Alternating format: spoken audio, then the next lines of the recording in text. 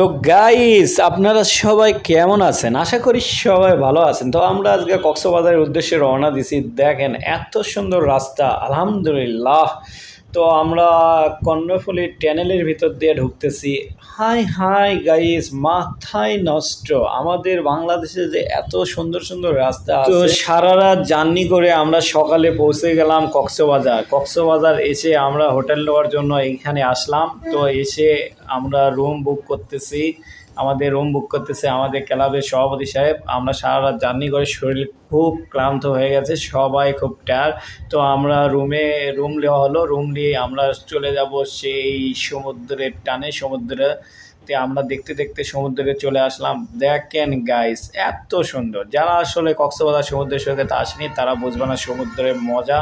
তো এত সুন্দর। তো আমরা এখানে সমুদ্রে আসা গোসল করলাম। গাইস দেখেন এত সুন্দর পদ্মা করে কক্সবাজার বেড়াতে আছে। তো মনের ইচ্ছে হলো বড় ইচ্ছা। আপনার মনের যদি বেড়ানোর ইচ্ছা থাকে তাহলে সবভাবে যাওয়া সম্ভব, পরিবারদের নিয়ে যাওয়া সম্ভব। তো গাইস আজকে এই পর্যন্ত। আমাদের ভিডিও ভালো লাগলে লাইক কমেন্ট শেয়ার করবেন। ধন্যবাদ সবাইকে।